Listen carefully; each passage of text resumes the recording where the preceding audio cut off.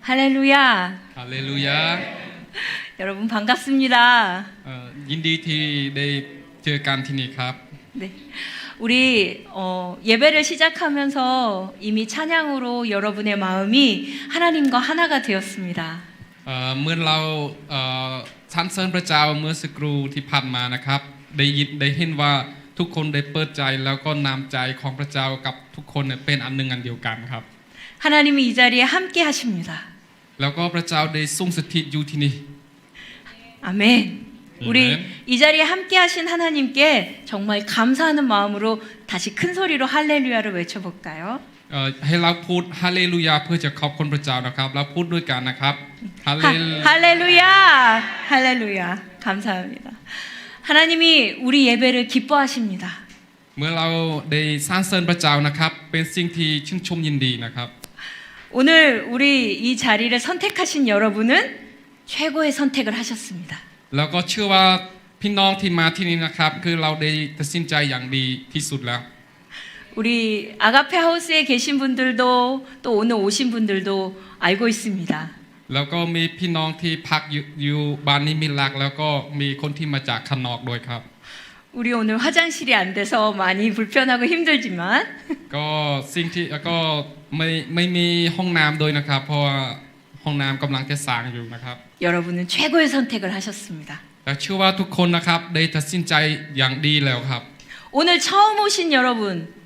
있으신 줄 아는데 정말 여러분이 최고의 선택을 하셨다는 걸 다시 한번 말씀드립니다. แล้วก็อาจจะมีบางคนนะครับเป็นครั้งแรกที่ได้มาที่นี่นะครับผมอยากบอกว่านี่เป็นการตัดสินใจอย่างดีของคนนะครับ 오늘 처음 오신 한 분 한 분 모두 최고의 선택하신 것을 축복합니다. แล้วก็คนที่ได้มานะครับคือเราได้ตัดสินใจที่มาที่นี่นะครับนี่เป็นประพรที่ต่างมากนะครับ 화장실 좀 불편하고 물도 잘 마실 수 없는 오늘 그렇지만 오늘 우리의 예배를 선택하신 여러분 모두는 최고의 선택을 하셨습니다. ไม่ว่าวันนี้นะครับเราไม่มีน้ำกินแล้วไม่มีห้องน้ำชายนะครับแต่ทุกคนได้มานะครับนี่เป็นการตัดสินใจอย่างเป็นเลิศจากพี่น้องทุกคนนะครับ 아멘이십니까? อาเมนไหมครับ 우리 다음 주에는 모두 정상이 될 겁니다. ก็ตั้งแต่อาทิตย์หน้านะครับทุกอย่างก็จะใช้ปกติเหมือนเดิมนะครับ 네, 말씀을 시작하겠습니다. ตอนนี้เราจะเริ่มแปลงปันถ้อยคำของพระเจ้านะครับ 제목을 한번 읽어볼까요? อยากให้พี่น้องอ่านหัวข้อด้วยกันนะครับ 제가 먼저 한국어로 말해보겠습니다. ดิฉันจะอ่านภาษาเกาหลี 하나님의 최고를 선택하십시오. 한 번 더. 하나님의 최고를 선택하십시오. จงเลือกสิ่งที่ดีที่สุดจากพระเจ้า 아멘. อาเมน 오늘 우리 말씀의 실제 제목이 좀 다릅니다. สำหรับวันนี้นะครับก็จะหัวข้อแปลงปันวันนี้นะครับต่างจากพระวจนะแห่งความจริงในวันนี้นิดหนึ่งนะครับ 제가 말씀의 실제를 토대로 오늘 말씀을 전할 건데 제목을 바꿨습니다. ตอนแรกก็จะเอาหัวข้อที่เหมือนพระวจนะในวันนี้นะครับแต่ว่าก็ขอบคุณพระเจ้าที่ให้เปลี่ยนมาหัวข้อนี้ 오늘 말씀의 실제 제목은 하나님의 뜻에 복종하십시오. 이런 제목입니다. เพราะว่าในพระวจนะความจริงนะครับก็บอกว่าให้เรายอมจำนนต่อน้ำพระทัยของพระเจ้านะครับ 하나님의 뜻에 복종하는 것도 좋지만 저는 복종하는 것보다 하나님의 최고를 우리가 선택하는 것을 다시 전달해 드리고 싶었습니다. พอดิฉันคิดว่าการที่เรายอมจำนนต่อพระคำของพระเจ้านะครับเป็นสิ่งที่ดีมากแต่ว่าถ้าเราเลือกสิ่งที่ดีจากพระเจ้านะครับเป็นสิ่งที่ดีกว่าเดิมนะครับ 네. 제목 다시 한번 읽어볼까요? 하나님의 최고를 선택하십시오. ให้เราอ่านด้วยกันนะครับจงเลือกสิ่งที่ดีจากพระเจ้า 한 번 더, 한 번 더. สิ่งที่ดีที่สุดจากพระเจ้า 아멘. 이 제목을 내 말로 바꿀 수 있습니다. นี่คือดิฉันอ่านแล้วก็จะให้เอามาแปลเป็นหัวข้อสำหรับวันนี้ 나는 하나님의 최고를 선택합니다. คือเมื่ออ่านพระวจนะความจริงแล้วก็ได้ออกความคิดว่าคือฉันเป็นคนที่เลือกสิ่งที่ดีจากพระเจ้า 나는 하나님의 최고를 선택합니다. 말해 볼까요? ให้เราพูดด้วยกันนะครับฉันเลือกสิ่งที่ดีที่สุดจากพระเจ้า 아멘. 오늘 나눌 말씀의 제일 중요한 한 문장이 바로 나는 하나님의 최고를 선택합니다입니다. ก็ความสำคัญที่สุดในการแป้งปันพระวจนะสำหรับวันนี้นะครับคือสิ่งที่สำคัญที่สุดนั้นคือจงเลือกสิ่งที่ดีที่สุดจากพระเจ้า 감사합니다. 자, 이제 말씀 읽어보겠습니다. 오늘 말씀의 실제의 말씀 시편 40편 7절 말씀. วันนี้ก็ประคำที่เอามาแป้งปันสำหรับวันนี้นะครับคืออยู่ในซาดุดีนะครับเบอร์ที่40นะครับข้อที่7ถึง9 7절 말씀 한번 먼저 읽겠습니다. เพราะฉะนั้นให้เราอ่านข้อ7ก่อนนะครับ 제가 한국어로 한번 읽고 여러분이 태국어로 읽어주시면 되는데요. 자, 오늘 한국어를 가지고 있어서 제가 읽겠습니다. 그때 내가 말하기를 내가 왔나이다. 나를 가리켜 기록한 것이 두루마리 책에 있나이다. คือให้เราอ่านภาษาไทยด้วยกันนะครับ3 4แล้วข้าพเจ้ามานี่แน่ข้าพระองค์มาแล้วในหนังสือมวลก็มี 아멘. 네, 시편 40편 1절부터 6절까지 어떤 내용이 있는지 잠깐 설명해 드리겠습니다. ก็ในพระวจนะในซาดุดีนะครับในเบอร์ที่40นะครับตั้งแต่เบอร์ที่1ถึง6นะครับก็จะอธิบายเกี่ยวกับความหมายนิดหนึ่งนะครับ 시편 40편 다윗이 썼습니다. คือในซาดุดีนะครับคืออยู่ในเบอร์ที่40นะครับคือกษัตริย์ดาวิดนะครับเป็นผู้เกียรติ 다윗이 아주 힘든 상황에서 썼던 것 같습니다. ในเวลานั้นนะครับกษัตริย์ดาวิดกำลังแต่เจอสถานการณ์ที่ลำบากมากแล้วก็เขียนซาดุดีคืนมา 1절, 2절 말씀에 다윗이 하나님께 기도하고 기도했더니 하나님이 드디어 응답하십니다 하고 말해요. แล้วเราเห็นว่าในเบอร์ที่1กับ2นะครับกษัตริย์ดาวิดนะครับอธิษฐานไปกับพระเจ้าอธิษฐานแล้วก็อธิษฐานอีกนะครับสุดท้ายก็ได้คำตอบจากพระเจ้า 다윗 왕이 아주 많은 문제들 가지고 하나님께 기도하고 또 기도하고 기도했습니다. เหมือนกษัตริย์ดาวิดนะครับได้เจอกับปัญหาที่มากมายนะครับแล้วเขาก็จะอธิษฐานแล้วอธิษฐานอีกกับพระเจ้า 기도하는 중에 하나님이 드디어 응답하시고 다윗 왕의 마음이 새로워졌습니다. เหมือนเขาได้รับคำตอบจากพระเจ้านะครับกษัตริย์ดาวิดจิตใจของกษัตริย์ดาวิดนะครับก็ได้ทุกเปลี่ยนใหม่นะครับ 3절 4절에 보면 새 노래를 주셨다고 나옵니다. แล้วเมื่อเรามองไปข้อที่3กับ4นะครับเราก็จะเห็นการร้องซาดุดีแบบเพลงใหม่ขึ้นมานะครับ 하나님이 주신 은혜가 너무 큰데 그걸 다 말하기에는 내가 너무 부족해요. 이렇게 고백합니다. เราเห็นมีคำสารภาพของกษัตริย์ดาวิดเมื่อเขาร้องสรรเสริญพระเจ้าเมื่อเขาได้รับพระคุณจากพระเจ้านะครับเขาก็จะอธิบายถึงสิ่งที่พระเจ้าได้ทำกับเขา 구약의 왕인 다윗은 하나님께 제물도 드리고 제사도 드려봤습니다. เราเห็นว่าคือเหมือนกษัตริย์เหมือนพระเจ้านะครับได้ตั้งกษัตริย์ดาวิดเป็นกษัตริย์นะครับเราเห็นมีการถวายบูชาหลายอย่างนะครับ 하나님이 새 마음을 주셔서 깨닫게 된 건 하나님은 제사와 제물을 기뻐하지 않으신다는 겁니다. ความจริงนะครับเมื่อเราได้เชื่อพระเจ้าแล้วได้รับการเปลี่ยนจิตใจใหม่นะครับการที่ถวายเครื่องบูชานะครับมันไม่ใช่ทำให้พระเจ้าชื่นชมยินดีนะครับ 하나님이 주신 은혜가 너무 커서 황소도 드리고 싶고 더 많은 걸 하나님께 드리고 싶었지만 그거보다 하나님이 더 기뻐하시는 게 있다는 걸 다윗이 알았습니다. สิ่งที่ทำให้พระเจ้าชื่นชมยินดีมากที่สุดนะครับมันไม่ใช่การถวายเครื่องบูชามากมายกับพระเจ้านะครับคือการที่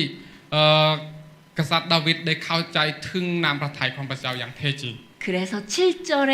이렇게 말하는 겁니다. 다시 한번 7절 읽어주세요. เพราะฉะนั้นก็ซึ่งกษัตริย์ดาวิดนะครับได้พูดนามพระทัยของพระเจ้าอยู่ในเบอร์ที่ข้อที่7นะครับให้เราอ่านอีกครั้งด้วยกันนะครับ3 4นี่แน่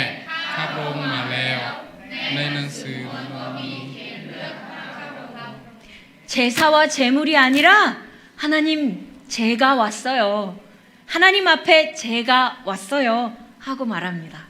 คือเขาได้บอกว่านะคือกษัตริย์ดาวิดได้บอกว่าคือเป็นเวลาของข้าพเจ้าเพราะฉะนั้นข้าพเจ้ามาแล้วเมื่อพระเจ้าเรียกเขา 나를 위해 기록한 말씀을 보고 이제 내가 그 말씀과 함께 왔어요. เพราะฉะนั้นเมื่อเราได้เห็นการบันทึกในพระคำของพระเจ้านะครับนั่นคือกำลังพูดถึงเราด้วยเพราะฉะนั้นเราก็จะตอบกับถ้อยคำนั้นว่าข้าพเจ้ามาแล้ว 하나님의 말씀이 내 안에 가득합니다. 나는 말씀과 함께 하나님 앞에 있습니다. 이런 고백입니다. เพราะฉะนั้นเราต้องสารภาพว่า 말씀과 함께 내가 하나님 앞에 있습니다. คือเราต้องสารภาพว่าคือเราอยู่กับถ้อยคำของพระเจ้าอย่างเต็มล้นแล้วก็เราอยู่ในนาของพระเจ้าอยู่ในนาประภะของพระเจ้าแล้ว 아멘. 오늘 제목을 제가 바꿨잖아요. 하나님의 뜻에 복종하십시오에서 하나님의 최고를 선택하십시오라고 제목을 바꿨습니다. วันนี้ฉันได้เปลี่ยนหัวข้อของพระวจนะแห่งความจริงนะครับจะจงยอมจำนนต่อน้ำพระทัยของพระเจ้าเป็นจงเลือกสิ่งที่ดีที่สุดจากพระเจ้า 맞습니다. 그래서 제가 본문 말씀도 7절 한 절이었는데 8절, 9절까지 두 절을 더 선택했습니다. แล้วก็ในพระวจนะแห่งความจริงนะครับคือมีแค่ถึงเบอร์ที่7นะครับแต่ว่าดิฉันก็เอาเพิ่มมาไอ้ซองเบอร์ไอ้ซองคอมาอีกนะครับคือมีข้อที่8กับข้อที่7ข้อที่8กับข้อที่9 저희 8절 읽어볼까요? 8절, 9절을 여러분이 읽고 제가 한국어로 다시 읽겠습니다. 먼저 읽어주세요. ให้เราอ่านข้อที่8กับ9ด้วยกันนะครับ3 4และ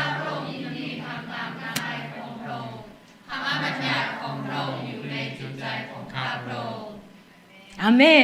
맞습니다. 9절. 9절 9절 다시 한번 시작. 이거 8절인데 9절. 네네. 9ครับ9 9절 시작. ข้าพระองค์ ข้าพระองค์ยาเวห์ตามที่พระองค์ทรงทราบแล้ว ข้าพระองค์มิได้ยับยั้งลิ้นขัดปากของข้าพระองค์ไว้เลย 아멘. 오늘 다윗 왕이 하나님 앞에 나와서 그 기쁨을 표현하는 7절. เหมือนกษัตริย์ดาวิดนะครับเขาได้มาอยู่ในนาประภะของพระเจ้านะครับเขาได้พูดถึงความชื่นชมยินดี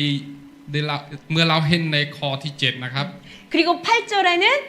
내가 하나님의 말씀을 내 마음에 가득 두고 그것을 행동으로 옮기는 걸 기뻐합니다라고 고백해요. แล้วในข้อ8นะครับเราได้เห็นว่าคือเมื่อเงินถ้อยคำของพระเจ้านะครับได้พูดมาแล้วก็จะได้เติมเต็มในหัวใจของเขาแล้วก็เขาก็ประพฤติตามนะครับ 그리고 9절에는 내가 그것을 기뻐하는 걸 다른 사람에게도 잘 말하고 전해주는 사람이에요 라고 또 고백합니다. แล้วกษัตริย์ดาวิดนะครับได้สารภาพพระคำของพระเจ้าในข้อที่กล่าวว่าคือเมื่อเขาได้รับความชื่นชมยินดีจากพระเจ้านะครับเขาจะแบ่งปันให้ผู้อื่น 그리고 하나님께 담대하게 말합니다. แล้วเขาก็จะพูดด้วยใจกล้าหาญ 기쁜 소식을 전하는 일을 저는 멈추지 않겠어요 하고 말합니다. เขาพูดว่าเขาจะไม่หยุดในการที่พูดถึงความพูดถึงนามพระทัยของพระเจ้า 우리 태국 교회 성도님들도 같은 고백을 하는 줄로 믿습니다. แล้วก็เชื่อว่าพี่น้องที่อยู่ในโอสานนะครับมันจะมีการหนังสือคำสารภาพของคนที่ถูกสร้างใหม่เหมือนกันนะครับ 네, 제가 8절 9절을 읽어보면 이렇습니다. 나의 하나님이여 내가 주의 뜻 행하기를 즐기오니 주의 법이 나의 심중에 있나이다 하였나이다. 내가 대회 중에서 의의 기쁜 소식을 전하였나이다. 여호와여 내가 내 입술을 닫지 아니할 줄을 주께서 아시나이다. 이런 말씀인데요. 이 말씀을 들으면서 세 가지가 생각났습니다. เมื่อเราได้อ่านพระคำของพระเจ้าอยู่ในข้อที่8กับ9นะครับเราได้เห็นว่ามี3อย่างนะครับที่พระเจ้ากำลังแต่บอก 우리 그리스도의 대사들 교회가 가지고 있는 표 세 가지인데요. สำหรับวิสัยทัศน์ของโบสถ์ของเรานะครับมันมี3อย่างนะครับ 따라서 말해볼까요? ถ้าเราพูดด้วยกันนะครับ 한국어로 제가 할 거예요. แล้วก็ดิฉันจะพูดภาษา 네. 복음을 나누는 성도. พี่น้องที่ประกาศ 복음을 나누는 성도. พี่น้องที่ประกาศ 네. 태국어로 따라하시면 됩니다. พี่น้องที่ประกาศ 맞아요. 두 번째, 제자를 만드는 제자. สาวกที่สร้างสาวกใหม่ 세 번째, 교회를 세우는 교회. คริสตจักรที่สร้างคริสตจักรใหม่ 아멘. 우리가 가지고 있는 세 가지 표어를 이 말씀 안에 가지고 있다고 생각해서 제가 이 말씀을 같이 나누었습니다. 이제 오늘 말씀의 실제를 나누다 보면 그게 어떻게 연결되는지 여러분이 아시게 될 겁니다. เพราะฉะนั้นก็นี่เป็นวิสัยทัศน์ของคริสตจักรของเรานะครับเป็น3อย่างที่เราเอามาจากพระคำของพระเจ้าแล้วก็เพื่อมาแบ่งปันให้พี่น้องเพื่อไปทำตามถึงนามพระทัยของพระเจ้า 아멘. 자, 이 시간 우리 3번 그 제가 드린 그 페이지에서 3번 읽어볼까요? 태국어 말씀의 실제 3번. ให้เราอ่านอยู่ในเบอร์3นะครับให้เราอ่านด้วยกันนะครับ 예, 여기 아직 종이 못 받으신 분 있으신 것 มี 같은데 คนที่ยังไม่ได้รับ남아 있나요? กระดาษที่แจก 없어요. 그럼 뒤에 같이 보셔야 될 것 같아요. 네, 네, 네, 네. 3번 같이 읽어요. 3-4 พระเจ้ารักคุณมากกว่าที่คุณรักตัวเอง พระองค์รู้ว่าอะไรดีที่สุดสำหรับคุณ และต้องการสิ่งที่ดีที่สุดสำหรับคุณเสมอ ดังนั้นคุณสามารถวางชีวิตของคุณไว้กับพระองค์ได้ ในอิสยาห์บทที่1ข้อที่19พระองค์ตรัสว่าถ้าพวกเจ้าเต็มใจเชื่อฟังเจ้าจะได้กินผลดีแห่งแผ่นดิน แปลได้อย่างน่าสนใจว่า ถ้าพวกเจ้าเพียงแต่ยอมให้เราช่วย ถ้าเจ้าเพียงแต่เชื่อฟัง เราจะทำให้เจ้าร่ำรวยเอเมน 아멘. 오늘 지금 읽은 말씀 너무 좋지요. 제가 이 말씀을 읽을 때 아, 이걸 우리 성도님들과 함께 나눠야 되겠구나 생각하고 준비했습니다. เหมือนข้าพเจ้าอ่านในตรงจุดเมื่อกี้ที่ให้ที่แปลงปานไปเมื่อกี้นะครับเมื่ออ่านไปปุ๊บก็จะรู้สึกว่าเป็นคอที่มีความกระตุ้นมากเพราะฉะนั้นก็อยากมาแปลงปานกับพี่น้องที่อยู่ในโบสถ์ด้วย 어떤 말씀이 앞부분에 나와 있습니까? ในข้างหน้านะครับคำในข้างแรกนะครับบอกว่าอย่างไรนะครับ 하나님은 나를 사랑하신다고 나옵니다. คือได้บอกว่าพระเจ้านะครับรักฉัน 내가 나를 사랑하는 것보다 하나님이 나를 더 사랑하신다고 나옵니다. แล้วบอกว่าคือพระเจ้านะครับรักเรามากกว่าเรารักตัวเองอีก 내가 나를 사랑하는 게 얼마나 큰 사랑인지를 먼저 설명해 보겠습니다. ดิฉันจะอธิบายเกี่ยวกับว่าเรารักตัวเองคำว่ารักตัวเองมากรักยังไงนะครับก็จะอธิบายให้พี่น้องรู้นะครับ 우리 사람들에겐 자기 스스로를 보호하는 보호 본능이 있다고 하는데 มนุษย์เรานะครับเมื่อเรารักตัวเองนะครับเราจะมีการรับผิดชอบแล้วก็ปกป้องตัวเองมาก 예를 들면 이런 겁니다. มันคือแบบอย่างนี้นะครับ 누군가 몽둥이로 나를 때리려고 하면 내가 먼저 이렇게 막죠. เหมือนมีคนที่จะมาตีเรานะครับก็มือของเรานะครับก็จะไปอย่างอัตโนมัติเพื่อปกป้องตัวเอง 내 몸을 보호하려고 하는 나의 보호 본능입니다. เมื่อเราปกป้องตัวเองนะครับไม่ความหมายว่าเรากำลังแต่เมื่อเราปกป้องร่างกายของตัวเองนะครับไม่ความหมายว่าเรากำลังแต่ปกป้องตัวเองเช่นเดียวกัน 햇빛이 너무 밝으면 우리가 눈을 찌푸리거나 눈을 감게 되죠. เมื่อเราอยู่ในแสงที่แรงมากนะครับมันจะทำให้ตาของเราอาจจะเบลอหรือว่าเสียได้ 어두운 곳에 있다가 불을 확 켜면 갑자기 밝아지면 눈을 감게 됩니다. เมื่อเราเข้าไปที่มืดปุ๊บเราออกมาปุ๊บมัน สายตาของเรานะครับมันจะมองไม่เห็นทันที 나 스스로를 강한 빛으로부터 보호하는 보호 본능입니다. เพราะฉะนั้นเราก็จะต้องการที่แวนที่ปกป้องนะครับเพราะฉะนั้นเราเอามาเพื่อจะปกป้องสายตาของตัวเอง 나를 공격하는 거로부터 나를 보호하고 강한 빛으로부터 눈을 가리는 것이 보호 본능이라고 할 때 저는 이것을 나를 사랑하는 것이라고 생각했습니다. เช่นเดียวกันเมื่อเราเอาแว่นตามาปกป้องสายตาของตัวเองหรือว่าเอามือมาปกป้องร่างกายของตัวเองนะครับเราเรียกว่าเป็นผมไม่รู้ภาษาเขาเรียกว่าคือการปกป้องที่มีในธรรมชาติของคนนะครับคือจะปกป้องตัวเอง 나를 보호하는 이 동작이 나를 사랑해서 나를 아끼는 동작이라고 할 때 내가 나를 지키는 거 너무 당연하고 너무 중요합니다. เมื่อเราเห็นการกระทำที่ออกมาในร่างกายของเรานะครับคือให้เราเห็นมามันเป็นเยี่ยมมากนะครับสิ่งนี้ 그런데 내가 나를 아끼고 보호하는 것보다 더 나를 사랑하는 하나님이 어떻게 하시는지를 생각하면 아, 하나님이 나를 더 사랑하시는구나 라고 생각할 수 있을 것입니다. เช่นเดียวกันนะครับเมื่อเรารักตัวเองมากแค่ไหนก็ตามแต่ว่าเรารู้ไหมครับมีคนที่จะอยากปกป้องเรามากกว่าเราปกป้องตัวเองอีกนะครับนั่นคือพระเจ้า 하나님의 사랑이 내가 나를 보호하는 것보다 더 많이 나를 보호하십니다. แล้วความรักของพระเจ้านั้นนะครับมันจะปกป้องเรามากกว่าเราพยายามปกป้องตัวเองอีก 하나님의 사랑이 내가 나를 사랑하는 것보다 더 많이 나를 사랑하시기 때문에 나를 항상 안전하게 보호하십니다. ด้วยความรักของพระเจ้าที่พระองค์ปกป้องเรานะครับเมื่อเราไปที่ไหนนะครับเรามีสวัสดิภาพตลอดนะครับ 그 하나님의 사랑이 오늘 조금 전에 읽은 내용에 뭐라고 나오냐면 나를 위한 최고의 것을 하나님이 알고 계신다고 말합니다. คือความรักของพระเจ้าที่มีสำหรับปกป้องชีวิตของเรานะครับมันช่วยให้เราเมื่อเราไปที่ไหนนะครับคือเรามีความปลอดภัยเสมอ 최고를 아는데 최고를 이룰 수 없다면 그건 너무 실망스럽지요. เมื่อเราไม่รู้ว่าความรักของพระเจ้านะครับมันมีเต็มบริบูรณ์ที่รักเราแล้วปกป้องเราแต่ถ้าเราไม่รู้นะครับเป็นสิ่งที่น่าเสียดายมาก 그런데 하나님은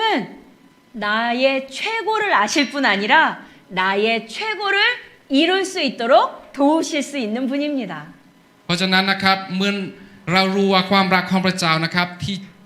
รักเราช่วยปกป้องเรานะครับเป็นสิ่งที่เป็นแรงกระตุ้นที่ทำให้เรานะครับสามารถทำทุกสิ่งทุกอย่างได้ 그래서 우리는 하나님을 믿을 수 있습니다. เพราะฉะนั้นเป็นเหตุผลที่เราสามารถเชื่อในพระเจ้าได้ 나를 사랑하시는 하나님이 나의 최고를 아신다는 걸 그리고 그걸 이룰 수 있다는 걸 믿을 수 있습니다. เพราะฉะนั้นด้วยความรักของพระเจ้าที่พระองค์มีต่อเราและก็ด้วยสิ่งที่ดีที่พระองค์ทำเพื่อเรานั้นทำให้เรามั่นใจและก็ไว้วางใจกับความรักนั้นได้ 네, 우리 첫 번째 읽은 단락의 내용을 내 말로 고백해 보겠습니다. แล้วก็ให้เราสารภาพด้วยกันนะครับ 여러 가지 고백들을 하게 될 건데요. 잘 말씀해 주시면 좋겠습니다. มันเป็นคำที่เราอ่านไปเมื่อกี้ที่อยู่ในเลข3นะครับเป็นคำสารภาพของกษัตริย์ดาวิดนะครับถ้าเราสารภาพหลายครั้งนะครับมันช่วยถึงชีวิตของเราให้ดีขึ้น 따라서 말해 주세요. 하나님은 나를 사랑하십니다. ให้เราสารภาพด้วยกันนะครับ 하나님은 나를 사랑하십니다. พระเจ้ารักฉัน 하나님은 내가 나를 사랑하는 것보다 더 나를 사랑하십니다. พระเจ้ารักฉันมากกว่าฉันรักตัวเองอีก 나는 하나님을 믿습니다. ฉันเชื่อในพระเจ้า 하나님이 나를 사랑하시는 것을 나는 믿습니다. ฉันเชื่อในความรักของพระเจ้า 내 삶의 모든 순간에 하나님이 나를 사랑하시는 걸 나는 믿습니다. ในชีวิตของข้าพเจ้าเชื่อว่าเป็นไปด้วยความรักของพระเจ้า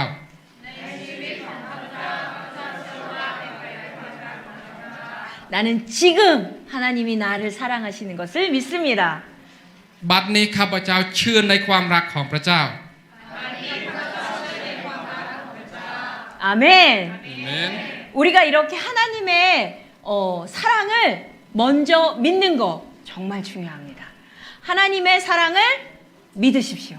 สิ่งที่สำคัญนะครับคือเราต้องเชื่อและไว้วางใจในความรักของพระเจ้าก่อน 아멘. อาเมน 그리고 하나님이 나의 최고를 아신다는 걸 다시 한번 고백하는 이 시간이 됐으면 좋겠습니다. ตอนนี้นะครับให้เราสารภาพเพื่อให้จิตใจของเรานะครับเชื่อในความรักของพระเจ้าอีกครั้งนะครับ 하나님은 나의 최고를 아십니다. 고백해 볼까요? 하나님은 나의 최고를 아십니다. พระเจ้ารู้จัก 최고를 알고 계십니다. พระเจ้ารู้จักความเป็นเลิศของข้าพระเจ้า 아멘. 우리가 그런 하나님을 믿고 있다는 걸 생각하면서 그 다음 말씀으로 한번 읽어보도록 하겠습니다. เพราะฉะนั้นเพื่อให้เรามั่นใจมากขึ้นนะครับดิฉันจะอ่านข้อพระคัมภีร์ต่อไปนะครับ 4번. 4번. 예. ให้เราอ่านที่ 4นะครับ 같이 읽겠습니다. 4번 시작. ขอบพระคุณพระเจ้าที่เราเป็นลูกที่เชื่อฟังพระองค์ ดังนั้นคุณจึงสามารถไว้วางใจได้ว่าพระองค์จะทำให้คุณร่ำรวย และทำให้ชีวิตของคุณเปลี่ยนไปด้วยพระสิริ ความรับผิดชอบของคุณคือการยอมจำนนต่อน้ำพระทัยของพระองค์ โดยการดำเนินชีวิตตามพระคำของพระองค์ คนที่ไม่รู้พระคำของพระเจ้า และความรักของพระองค์ต่างหากที่ต้องต่อสู้ดิ้นรน และพยายามแย่งชิงพวงมาลัยแห่งชีวิตของตน จากเงื้อมือของพระองค์ พวกเขาไม่ได้ยอมจำนนต่อพระคำของพระองค์ ต่อน้ำพระทัยและพระประสงค์ของพระองค์อย่างสิ้นเชิง 아멘. 우리 첫 번째 고백에선 하나님이 나를 사랑하시는 걸 고백했습니다. ตอนแรกนะครับเราสารภาพว่าคือเราสารภาพถึงความรักของพระเจ้า 또 하나 하나님이 나의 최고를 아신다고 고백했습니다. แล้วที่สองนะครับเราสารภาพถึงสิ่งที่พระเจ้ารู้ความสิ่งที่เป็นเลิศของเราด้วย 그리고 하나님이 나의 최고를 이루어 주실 수 있는 분인 것을 고백했습니다. เพราะฉะนั้นเราสารภาพสิ่งเป็นเลิศของเรานั้นให้เป็นไปตามน้ำพระทัยของพระเจ้า 이번 말씀에서는 하나님을 잘 모르는 사람들이 있다고 말하고 있습니다. แล้วก็ในเราอ่านไปเมื่อสักครู่นี้นะครับคือกำลังแต่พูดถึงคนที่ไม่รู้จักพระเจ้าด้วย 하나님을 잘 몰라서 하나님이 도우실 수 있는 걸 잘 모르고 내 힘으로 하려고 하는 사람들이 있습니다. คนที่ไม่รู้จักพระเจ้านะครับเมื่อเขาไม่รู้จักถึงความช่วยกู้ของพระเจ้านะครับเขาจะพยายามทำทุกอย่างโดยกำลังของเขา 좀 어려운 말로 어려운 한국말로 고군분투라고 말합니다. แล้วก็ในคำศัพท์เกาหลีเมื่อกี้นะครับแปลว่าคือตัวที่พึ่งพาตัวเองนะครับ 이건 내 힘으로 뭔가 이루려고 노력하고 애쓰는 것을 말합니다. ความหมายง่ายๆนะครับคือคนที่พยายามทำทุกอย่างเดือดร้อนโดยกำลังของตัวเอง 내 힘으로 이루는 것과 하나님이 도우실 때 그 차이를 제가 이런 비유로 설명하고 싶습니다.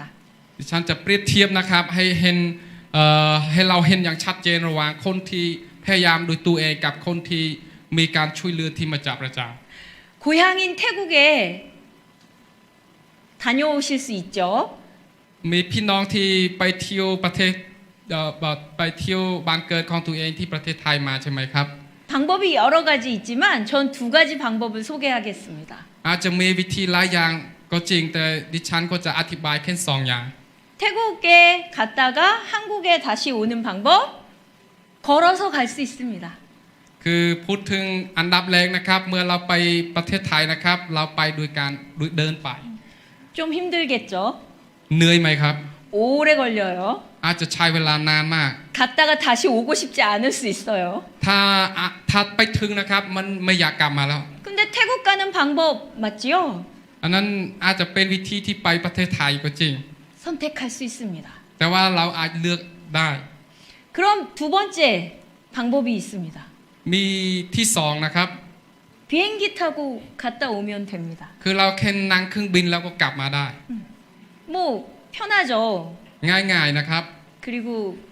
빨리 다녀올 수 있습니다. แล้วก็เราไปไหวด้วย 내가 혼자 하려고 하는 방법, 걸어서 태국 갔다 오는 방법하고 비슷합니다. มันก็เช่นเด้วยกันนะครับ ก็เราตัดสินใจด้วยตัวเองเดินไปประเทศไทยนะครับ ก็เป็นวิธีหนึ่งในวิธีทั้งสองนั้น 나의 최고를 이루는 방법, 하나님의 도우심을 따라 나의 최고를 이루는 방법은 비행기 타고 갔다 오는 방법하고 비슷합니다. แต่ว่าวิธีที่สองนะครับที่เรานั่งไปประเทศไทยโดยใช้เครื่องบินนะครับ นี่คือโดยการช่วยเหลือที่มาจากพระเจ้า 여러분 선택할 수 있습니다. 걸어서 태국 다녀오실 수 있고 비행기 타고 다녀올 수 있습니다. 어떤 것을 선택하시겠습니까? ถ้าให้พี่น้องเลือกนะครับ ระหว่างในการเดินไปประเทศไทยแล้วนั่งเครื่องบินไปประเทศไทย พี่น้องจะเลือกอันไหนครับ 1번 걸어서 2번 비행기 타고 자 1번과 2번 어느 거 หนึ่งกับส 선택하시겠어요? องนะครับเอาอันไหนนะครับ 그렇죠. 2번이 있는 걸 알면 당연히 2번 선택합니다. เมื่อเรารู้การเลือกรู้เงินไขของมันนะครับ เราจะเลือกที่สองแน่นอน 비행기 타고 갔다 올 수 있는 거 아는 사람이 걸어서 가는 걸 선택할까요? เมื่อคนที่เคยรู้ว่าไปเครื่องบินไหวขนาดไหนนะครับ เขาก็จะไม่เลือกการเดินไปหรอก 우린 다 아닌 걸 알고 있습니다. 우린 2번이 좋다는 거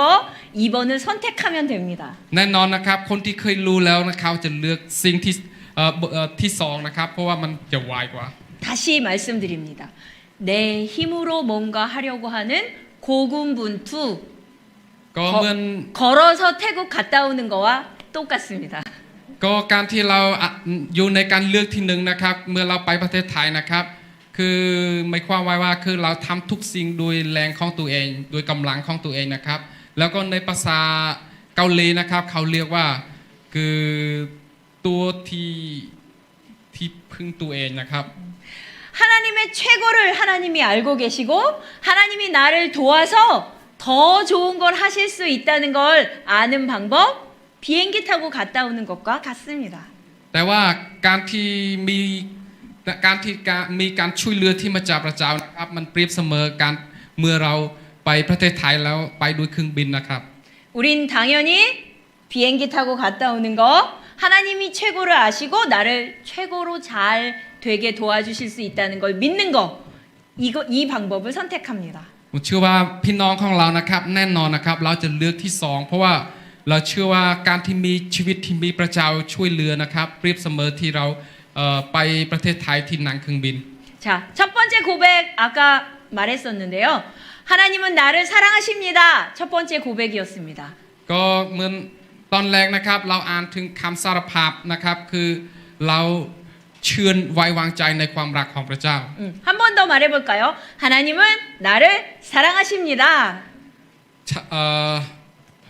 하나님은 나를 사랑하십니다. พระเจ้ารักฉัน พระเจ้ารักฉัน 하나님은 나를 사랑하십니다. 첫 번째 고백이고요. 두 번째 고백은 나는 하나님의 사랑하시는 자녀입니다. ฉันเป็นพระเจ้ารักฉันเหมือนลูกของพระองค์ 한 번 더 나는 하나님의 사랑하는 자녀입니다. พระเจ้ารักฉันเหมือนลูกของพระองค์ พระเจ้ารักฉันเหมือนลูกของพระองค์ 하나님의 사랑받는 아들, 사랑받는 딸입니다. เราเป็นลูกชายและลูกหญิงที่ได้รับความรักจากพระเจ้า 네. เราเป็นลูกหญิงและลูกชายที่ได้รับความรักของพระเจ้า 아멘. 이 시간에 조금 더 고백해 보겠습니다. ตอนนี้เราจะใช้เวลาในการอธิษฐานสารภาพด้วยกันนะครับ 하나님은 나를 사랑하십니다. พระเจ้ารักฉัน พระเจ้ารักฉัน 하나님은 좋은 분이십니다. พระเจ้าเป็นผู้ที่ดีมากสำหรับฉัน พระเจ้าเป็นผู้ที่ดีมากสำหรับฉัน 나는 하나님의 자녀입니다. ฉันเป็นลูกของพระเจ้า ฉันเป็นลูกของพระเจ้า 나는 하나님의 딸, 하나님의 아들입니다. ฉันเป็นลูกชายและลูกหญิงของพระเจ้า ฉันเป็นลูกชายและลูกหญิงของพระเจ้า 하나님은 나의 아버지입니다. พระเจ้าเป็นพระบิดาของข้าพเจ้า พระเจ้าเป็นพระบิดาของข้าพเจ้า 하나님은 나를 사랑하십니다. พระเจ้ารักฉัน พ พระเจ้ารักฉัน 하나님은 내가 잘 되는 것을 기뻐하십니다. ฉันชื่นชมยินดีในสิ่งที่พระเจ้าจัดเตรียมไว้ ฉันชื่นชมยินดีในสิ่งที่พระเจ้าจัดเตรียมไว้ 하나님은 내가 건강한 것을 기뻐하십니다. ฉันชื่นชมยินดีในสุขภาพแข็งแรงที่มาจากพระเจ้า ฉันชื่นชมยินดีในสุขภาพแข็งแรงที่มาจากพระเจ้า 하나님은 내가 부요한 것을 기뻐하십니다. ฉันชื่นชมยินดีในฉันชื่นชมยินดีที่เป็นทายาทของพระเจ้า ฉันชื่นชมยินดีในการเป็นทายาทของพระเจ้า 아멘. อาเมน 말씀이 그렇게 말하고 있으면 나는 그런 사람입니다. เหมือนพระคำของพระเจ้านะครับ พูดยังไงนะครับ นั้นเป็นชีวิตของเราด้วย เราต้องเชื่ออย่างนั้นนะครับ 아멘입니까? อาเมน 말씀에서 나는 건강하다고 말하고 있어서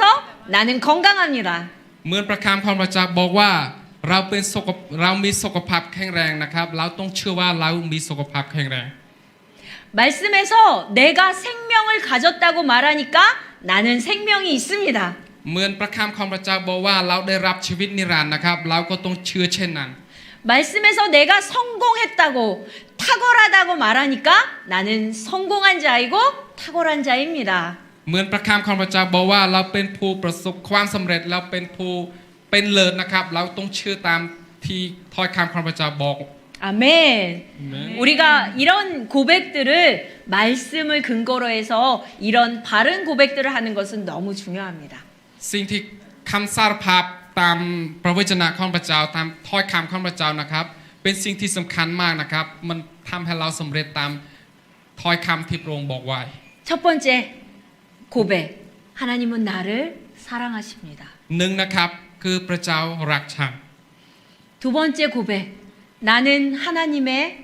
자녀입니다. ที่สองนะครับฉันเป็นลูกของพระเจ้า 항상 내 말로 고백하시면서 잊지 마시기를 부탁드립니다. อยากลืมนะครับตรงสารภาพทุกเวลานะครับ 아멘. 그리고 이제 다섯 번째 함께 읽겠습니다. 다섯 번째. ตอนนี้ให้เราอ่านเบอร์หานะครับโดยการนะครับ3 4 เมื่อคุณรู้จักพระองค์ คุณก็พักผ่อน คุณค้นพบว่าพระองค์ปรารถนาให้คุณประสบความสำเร็จมากกว่าที่คุณสามารถทำได้ การค้นพบนั้นเปลี่ยนชีวิตฉันเมื่อหลายปีก่อน มันทำให้ฉันยอมจำนนต่อการเลือกของพระองค์ และปฏิบัติตามพระคำของพระองค์อย่างสุดใจเอเมน 아멘. 하나님을 아는 거 너무 중요합니다. สิ่งที่สำคัญที่สุดนะครับคือเราต้องรู้ว่าอะไรที่พระเจ้าจัดเตรียมสำหรับเรา 비행기 타고 태국에 갔다 올 수 있는 걸 알면 훨씬 쉽게 훨씬 좋은 방법으로 태국을 다녀올 수 있는 것처럼 하나님을 아는 것과 알지 못하는 건 너무 큰 차이가 있습니다. เช่นด้วยกันนะครับเมื่อเรารู้ว่าการนั่งเครื่องบินไปที่ไหนนะครับ มันจะใช้เวลาขนาดไหน เพราะฉะนั้นเมื่อเรารู้ชัดเจนถึงความรักนามพระทัยของพระเจ้านะครับ นี่ก็เป็นสิ่งที่สำคัญเช่นเดียวกัน 우리 지금 5번 읽은 거의 첫 번째 문장에 당신이 하나님을 안다면 안식 가운데 거합니다 라고 말했습니다. เมื่อเราได้อ่านไปสักครู่นะครับ คือได้บอกว่าคือการที่เรานะครับได้รู้ว่าคือเราอยู่ในองค์กรของพระเจ้านี่เป็นสิ่งที่สำคัญ 하나님을 알면 더 좋은 방법으로 더 최고를 이루는 일이 가능해집니다. เมื่อเราได้รู้จักพระเจ้าอย่างชัดเจนนะครับ เราสามารถทำทุกอย่างได้นะครับ 하나님을 알면 태국을 갔다 오는 비행기가 있다는 걸 알면 내가 걸어서 산을 넘고 물을 건너서 가야 되는 이 일은 더 이상 하지 않아도 됩니다. เมื่อเรารู้เหมือนการเปรียบเทียบที่เมื่อกี้นะครับ เมื่อเราไปประเทศไทยโดยนั่งเครื่องบิน เมื่อเรารู้ชัดเจนนะครับ เราจะไม่ใช้เวลาในการที่เดินไปตรงเดินข้ามภูเขาหรือว่าทะเลนะครับ เราจะไม่เลือกสิ่งเหล่านั้น 하나님을 알면 안식할 수 있습니다. 쉴 수 있습니다. เมื่อเรารู้นะครับเราสามารถเมื่อเรารู้จักพระเจ้าอย่างชัดเจนนะครับ เราสามารถพักผ่อนได้ 그리고 또 하나 하나님을 알면 하나님이 나를 위해 최고를 이루시기를 기뻐하신다는 걸 알면 정말 기쁜 마음으로 담대하게 우리의 모든 일들을 할 수 있습니다. เมื่อเราได้รู้อีกอย่างหนึ่งนะครับเมื่อเราได้รู้ถึงพระเจ้าอย่างชัดเจนนะครับเราสามารถชื่นชมยินดีกับสิ่งที่พระองค์จัดเตรียมเพื่อให้เราเป็นผู้ประสบความสำเร็จอย่างชื่นชมอย่างยินดีนะครับ 맞습니다. 제가 저희 아버지 이야기를 잠깐 들려드리려고 합니다. ตอนนี้จะพูดถึงพ่อของดิฉันนะครับ 우리 아빠는 83세이십니다. พ่อของดิฉันนะครับมีอายุ 83 ปีนะครับ 나이 많아요. มันอายุเยอะมากครับ 그리고 최근에 조금 아프셨습니다. ตอนนี้นะครับก็กำลังแต่ป่วยด้วย 아빠, 엄마가 두 분 다 조금 아프셨습니다. ทั้งพ่อและคุณแม่นะครับก็ตอนนี้ก็มันไม่ค่อยสบายเท่าไหร่ 밥도 잘 못 먹고 그리고 그 밥도 잘 못 먹고 힘이 없으니까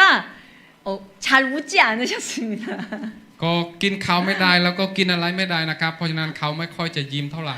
뭘 해도 별로 재미가 없으셨습니다. ไม่ว่าจะทำอะไรให้เขาดูเขาก็ไม่ค่อยสนใจนะครับ 근데 제가 그 모습을 옆에서 보면서 우리 아빠는 하나님을 아는데 왜 기운이 없지? 왜 계속 아프지? 하고 생각했습니다. เมื่อเห็นรูปภาพที่คนพ่อกำลังแต่ไม่สบายนะครับก็คิดว่าคนพ่อก็เป็นลูกของพระเจ้าทำไมเขาต้องป่วยทำไมเขาต้องไม่สบายอย่างนี้ 그래서 다시 하나님의 아들, 아빠는 하나님의 아들이에요. 아플 수 없어요.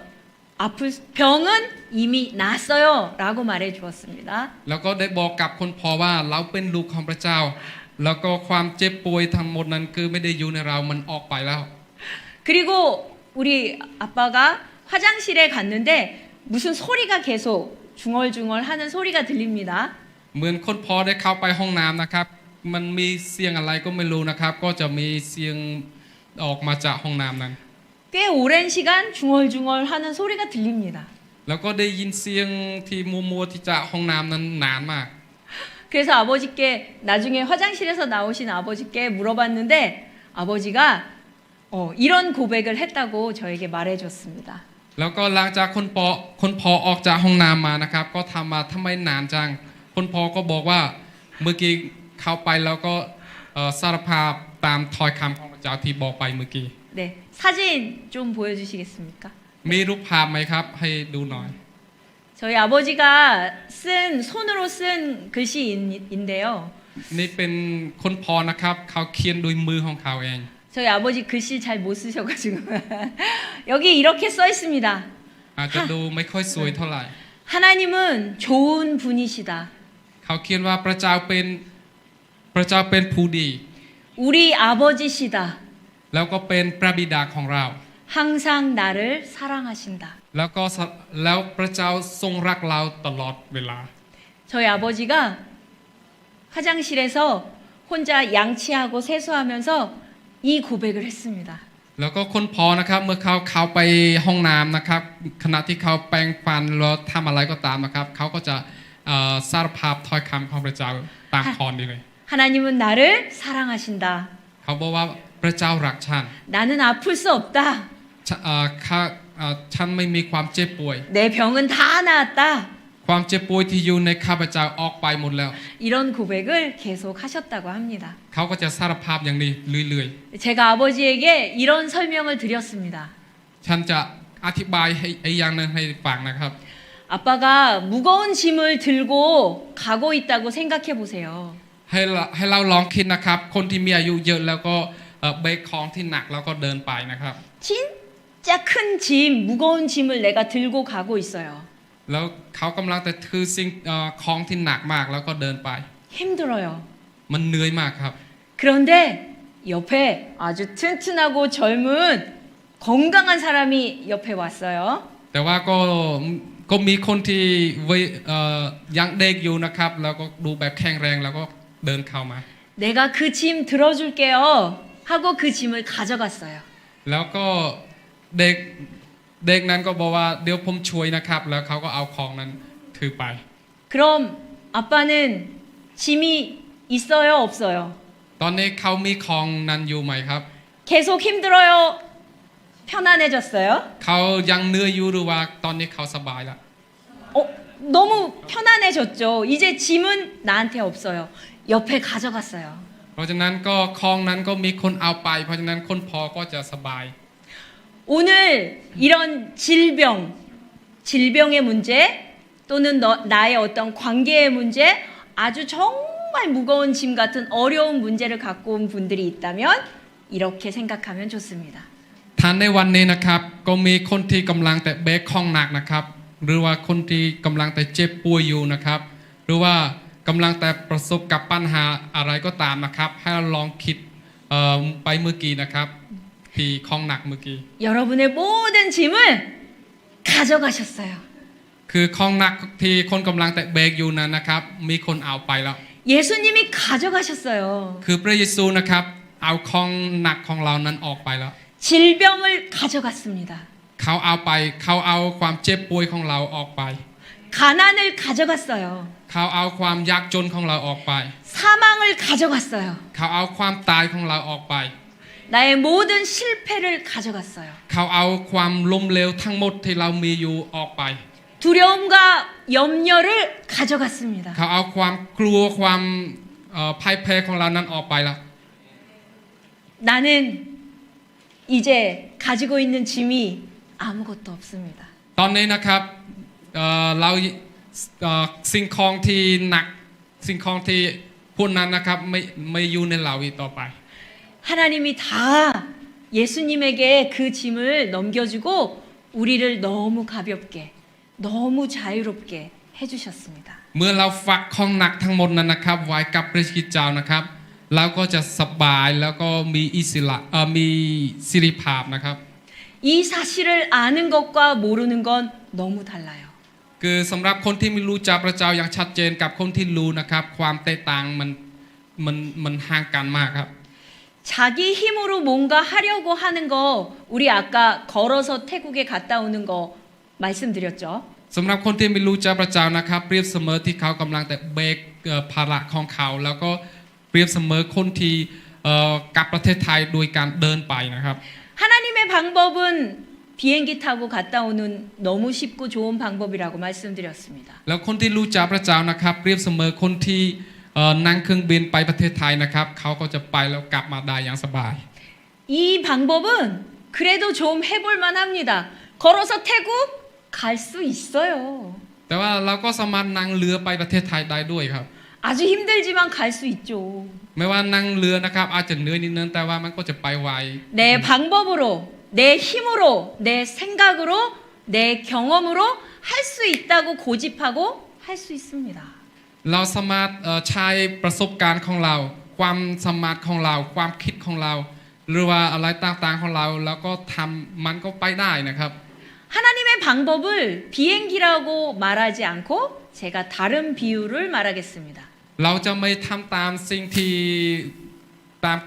ามประคำของพระเจ้าตามการช่วยเหลือที่มาจากพระเจ้าเปรียบเสมอเราจะไม่ใช้เครื่องบินเราก็จะหาวิธีการไปแบบอื่นก็ไปได้ครับ 우리 얼마 전에 한국에 로켓을 우주로 쏘아 올렸거든요. ก็เมื่อมันไม่นานมานี้นะครับก็จะมีโรคแค่ระเบิดจรวดนะครับจรวด 맞아요. 그런데 우리가 태국을 갔다 오는 걸어서 가는 건 인간의 힘으로 노력으로 고군분투처럼 할 수 있지만 우주는 로켓이 아니면 갈 수 없습니다. ก็เราสำหรับกำลังของคนนะครับอยู่ในแผ่นดินเนี่ยนะครับเขาสามารถเดินไปประเทศไทยเดินได้นะครับแต่ว่าถ้าเขาออกไปจักรวาลนะครับถ้าไม่มีจรวดนะครับเขาไปไม่ได้ 하나님의 방법을 모르고 자기 힘으로 하는 거 계속 하고 있는 사람 내 주변에 누가 있는지 생각해 보세요. ลองให้พี่น้องคิดดูคนที่อยู่รอบข้างเรานะครับคนที่ไม่รู้จักพระเจ้าคนที่กำลังแต่ใช้ความสามารถของตัวเองนะครับ 그 사람에게 말해줄 수 있어야 됩니다. เราสามารถบอกเขาได้ 내가 말해주지 않으면 그 사람 몰라요. ถ้าเราไม่บอกกับเขาเรื่องราวของพระเจ้านะครับแน่นอนเขาไม่รู้ 자기 힘으로 할 수 있다고 생각하고 있어요. เขาได้แค่คิดแล้วก็ทำสิ่งเหล่านั้นโดยความคิดของตัวเองเท่านั้น 근데 안 되는 방법 있습니다. เพราะฉะนั้นมีวิธีที่ช่วยเขาได้นะครับ 우주를 가는 거 로켓 외에는 방법이 없어요. คือใช่เราจะไปโดยพวกเขานะครับไม่สามารถนั่งจรวดไปที่อื่นที่วายนั้นไปไม่ได้ 로켓을 타면 우주도 갈 수 있고 또 여러 가지 방법도 있겠죠. แต่ถ้าเมื่อเขานั่งจรวดนะครับเขาจะสามารถไปที่อื่นได้อย่างไว 앞으로 더 많이 발전할 겁니다. แล้วก็สามารถสถาปนาสิ่งอื่นๆได้รวดเร็ว 우리 주변에 아직도 자기 고집대로 예수님의 방법, 하나님이 말씀하신 방법이 아닌 자기 고집대로 하려는 사람들은 잘 말해주는 걸 우리가 할 수 있습니다. เพราะฉะนั้นนะครับเราสามารถแบ่งปันประคำของพระเจ้านะครับต่อคนที่มีความคิดเห็นตัวเองนะครับหรือว่าคนที่ยังไม่รู้จักพระเจ้านะครับเราเองเป็นคนที่บอกพวกเขาให้รู้จักพระเจ้า 먼저는 내가 하나님을 잘 알아야 됩니다. อันดับแรกนะครับตัวเราเองเป็นคนแรกที่ต้องรู้จักพระเจ้าให้ชัดเจนก่อน 두 번째, 하나님의 말씀을 내가 잘 알아야 됩니다. ที่สองนะครับเราต้องรู้จักประคำของพระเจ้าอย่างชัดเจน 그리고 내가 말씀대로 정말 자유롭게 선택하고 최고를 이루는 삶을 살아야 됩니다. เพราะฉะนั้นหลังจากนั้นนะครับสิ่งที่พระเจ้าสร้างมาแล้วก็สิ่งที่เราดูเปลี่ยนไปไม่ได้นะครับเราจะทำสิ่งเหล่านั้นได้อย่างสวยงาม 그리고 내가 아는 방법은 다른 사람에게도 이렇게 쉽고 좋은 방법이 있다고 알려주어야 합니다. เพราะฉะนั้นนะครับเมื่อเรารู้สองอย่างนี้อย่างชัดเจนนะครับเราสามารถแบ่งปันให้คนที่ไม่รู้จักได้ 네가 들고 가는 짐 예수님이 다 가져갔어. 너는 자유롭게 더 쉽게 갈 수 있어 라고 말해줄 수 있으면 좋겠습니다. คนสามารถบอกกับพี่น้องคนที่ไม่รู้จักพระเจ้าที่เขากำลังแต่ถือสิ่งของที่หนักของเขานะครับบอกเขาว่าให้สิ่งเหล่านั้นวางกับพระเยซูเจ้าและเขาสามารถเดินโดยสบายได้ 아멘. 그럼 이제 6번 읽어볼까요? ให้เราอ่านที่ 6 ด้วยกันนะครับ 네. 3 4 บทที่ 1 ข้อที่ 13 ฉบับ AMPC กล่าวว่า พระองค์ได้ทรงย้ายเราเข้าสู่อาณาจักรแห่งพระบุตรที่รักของพระองค์จงมีความมั่นใจในความรักของพระองค์จงกล้าที่จะเชื่อพระองค์และยอมจำนนต่อลิขิตชีวิตที่พระองค์ทรงเลือกไว้สำหรับคุณ มันเป็นลิขิตชีวิตที่ไม่เหมือนใคร และในพระคำของพระองค์พระองค์ได้ทรงวางพิมพ์เขียวสำหรับชีวิตของคุณว่า คุณควรดำเนินชีวิตอย่างไร จงปฏิบัติตามพระคำของพระองค์เพราะว่านั่นคือการยอมจำนนต่อน้ำพระทัยของพระองค์พระคำของพระองค์คือน้ำพระทัยที่สำแดงออกของพระองค์อาเมน 아멘. 제일 첫 번째 하나님을 우리를 사랑하신다는 거, 나를 사랑하신다는 고백했고 두 번째 나는 하나님의 자녀라는 고백을 했습니다. 세 번째 고백은 나는 말씀을 통해 압니다. ก็การสารภาพนะครับคืออันดับหนึ่งนะครับเราต้องบอกว่าพระเจ้ารักเราที่สองนะครับเราเป็นลูกของพระองค์แล้วที่สามนะครับเราทำทุกสิ่งทุกอย่างพันทางประคำของพระเจ้า 아멘. 나는 말씀을 압니다. แล้วก็บอกว่าฉันรู้จักประคำของพระเจ้า 말씀을 잘 알고 말씀을 선택하는 거 우리가 할 일입니다. แล้วก็สิ่งที่เราต้องทำนะครับคือเร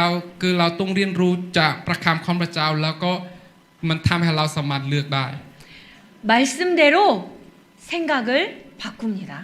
แล้วก็ให้ความคิดของเรานะครับเปลี่ยนตามประคำของพระเจ้า 말씀대로 내 말과 고백을 바꿉니다. ให้ประคำของพระเจ้านะครับเปลี่ยนทางคำสารภาพแล้วก็ความคิดของเรานั้นให้ไปตามประคำของพระเจ้า 말씀대로 살고 하나씩 선택해 갑니다. แล้วก็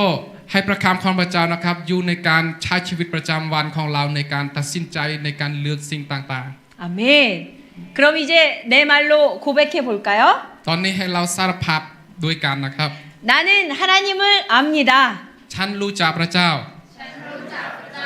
나는 말씀을 통해 하나님을 압니다. ฉันรู้จักพระเจ้าโดยประคำของพระองค์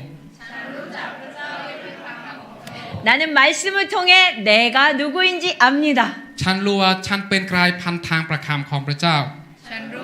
เป็นใครผ่านทางพระคำของพระเจ้า 나는 말씀을 통해 하나님이 나의 최고를 알려주실 때 그 최고를 압니다. ฉันทำสิ่งที่ดีเลิศตามที่พระคำของพระเจ้าบอกที่ฉันเป็น ฉันทำตามสิ่งที่ดีเลิศตามพระคำของพระเจ้าบอกตามที่ฉันเป็น 말씀 안에 있는 나의 최고를 나는 선택합니다. ฉันตัดสินใจตามสิ่งที่ฉันตัดสินใจตามสิ่งที่ดีตามพระคำของพระเจ้า ฉันตัดสินใจตามสิ่งที่ดีตามพระคำของพระเจ้า 나는 날마다 최고를 선택합니다. ฉันตัดสินใจเอาสิ่งที่เป็นเลิศทุกๆวัน ฉันตัดสินใจเอาสิ่งเป็นเลิศทุกวัน 내가 매일 선택하는 그 선택으로 나는 최고의 사람이 되어갑니다. เมื่อฉันตัดสินใจตามสิ่งที่ดีเลิศนั้นก็ทำให้ชีวิตของฉันดีไปทุกๆวัน เมื่อฉันตัดสินใจทำตามสิ่งที่ดีเลิศชีวิตของฉันก็ดีไปในทุกวัน 아멘. 하나님의 최고는 나의 최고입니다. เหมือนพระเจ้าเป็นผู้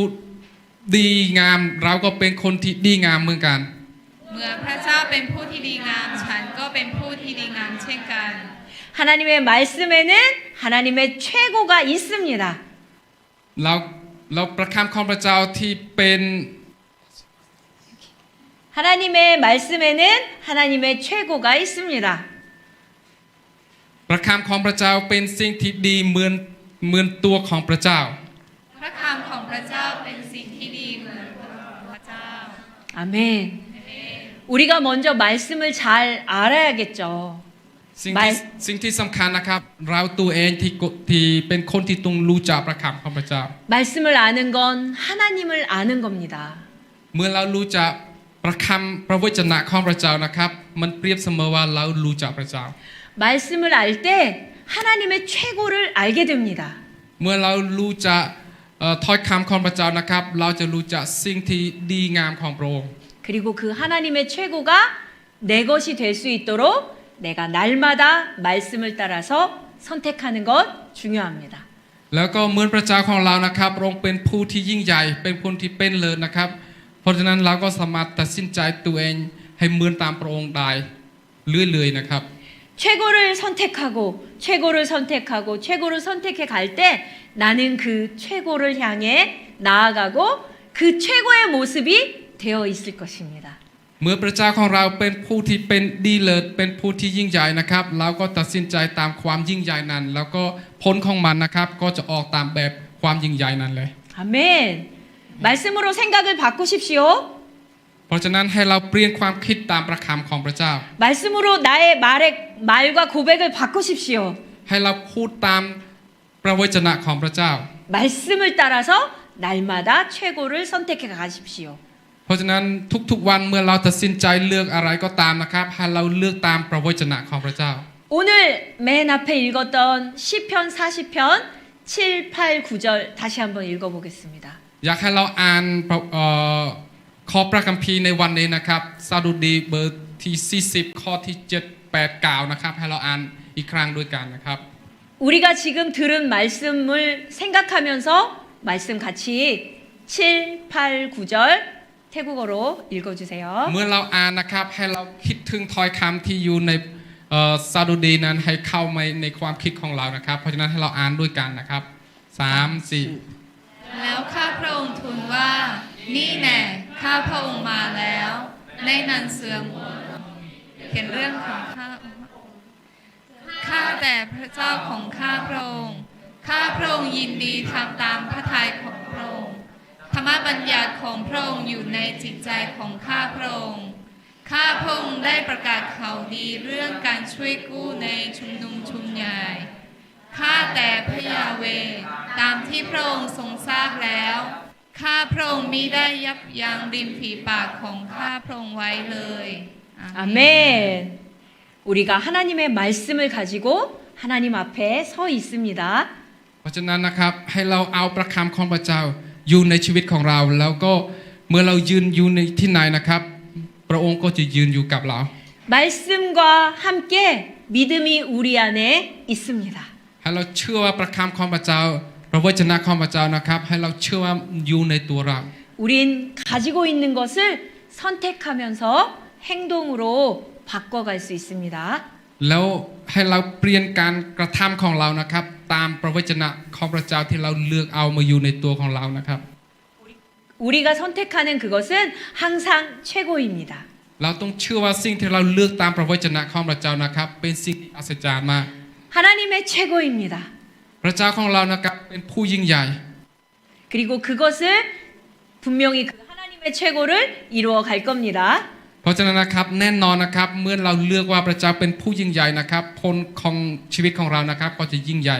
즐거운 마음으로 우린 하나님의 최고를 이루어 갈 겁니다. เพราะฉะนั้นเราจะพันสิ่งที่หนักใจหรือว่าสิ่งที่กำลังแต่มาสิ่งที่กำลังแต่กวางคันกวางเรานะครับได้ด้วยนะครับ 나만 이루는 게 아니라 내 주변에 하나님의 최고를 이룰 수 있는 방법을 우리는 전하고 그 사람들도 함께 하나님의 최고를 이뤄갈 수 있도록 할 것입니다. มันไม่ใช่สำหรับตัวเราเท่านั้นนะครับเราต้องมองหาคนที่อยู่รอบข้างเราหรือว่าอยู่ในโรงงานของเราก็ตามนะครับคนที่ยังไม่รู้จักพระเจ้านะครับเราต้องแบ่งปันสิ่งเหล่านั้นให้เขา 아멘. 마지막 고백 같이 해보겠습니다. 하나님은 나를 사랑하십니다. ให้เราสารภาพสุดท้ายด้วยกันนะครับพระเจ้ารักฉัน 하나님은 나의 아버지입니다. พระเจ้าเป็นพระบิดาของฉัน 하나님은 나의 최고를 아십니다. พระเจ้ารู้สิ่งที่ดีที่สุดในชีวิตของฉัน 나는 날마다 하나님의 최고를 선택합니다. ในทุกๆวันข้าพเจ้าเลือกสิ่งที่ดีที่สุดตามพระวจนะของพระเจ้า 아멘. 아멘. 우리 옆 사람을 보고 축복하면서 한 번 더 말할게요. ให้เรามองคนควาและทรายด้วยกันนะครับ 하나님은 당신을 사랑하십니다. พระเจ้ารักคน 당신은 하나님의 딸입니다. 당신은 하나님의 아들입니다. คนเป็นลูกชายและลูกหญิงของพระเจ้า 하나님은 당신의 최고를 아십니다. พระเจ้ารู้จักคน 당신의 최고를 아십니다. พระเจ้ารู้จักสิ่งที่ 최고를 제일 좋은 거? สิ่งที่ดีของคนศักยภาพพระเจ้ารู้จักศักยภาพของคน 마지막 고백. 우리는 하나님의 최고를 선택합니다. 우리는 하나님의 최고를 선택합니다. เราเลือกตามสิ่งที่เป็นเลิศของพระเจ้า 아멘. 우리 맨 마지막 7번 기도하고 마칠게요. 같이 기도하고 마치겠습니다. ตอนนี้ให้เราร่วมใจอธิษฐานด้วยกัน 제가 먼저 한국어로 기도하고 여러분이 태국어로 기도하고 아멘하고 마칠게요. งั้นดิฉันพูดภาษาเกาหลีแล้วพี่น้องก็จะพูดภาษาไทยตามนะครับเราก็จบแล้วเราก็อาเมนด้วยกัน 사랑하는 아버지, 아버지의 뜻을 행할 수 있도록 성령을 통해 나를 강건하게 해주심에 감사합니다. 나는 오직 아버지만을 위해 살며 내 인생에 대한 당신의 계획과 목적에 온전히 순종합니다. 내 삶은 매일 당신의 뜻을 표현하는 도구입니다. 그리고 나는 영광과 기쁨으로 나를 향한 당신의 목적과 운명을 이룹니다. 예수 이름으로 기도합니다. อาเมน 태국어로 อ่านภาษาไทยครับ3 4 พระบิดาที่รักขอบพระคุณที่พระวิญญาณทรงเสริมกำลังข้าพระองค์ให้ทำตามน้ำพระทัยของพระองค์เสมอ ข้าพระองค์ดำเนินชีวิตอยู่เพื่อพระองค์ผู้เดียว ยอมจำนนต่อแผนการและจุดประสงค์ของพระองค์สำหรับชีวิตของข้าพระองค์อย่างเต็มที่ ชีวิตของข้าพระองค์คือการแสดงออกถึงน้ำพระทัยของพระองค์ในแต่ละวัน และข้าพระองค์ทำให้พระประสงค์ของพระองค์สำหรับข้าพระองค์สำเร็จด้วยพระสิริและความชื่นชมยินดี ในพระนามของพระเยซู 아멘. 아멘. เมื่อท่านดูคลิปนี้จบแล้วก็อย่าลืมกดไลค์กดแชร์กด Subscribe กดกระดิ่งและกดติดตาม เพื่อที่จะไม่พลาดคลิปใหม่ๆก่อนใครได้ที่นี่เลยนะครับ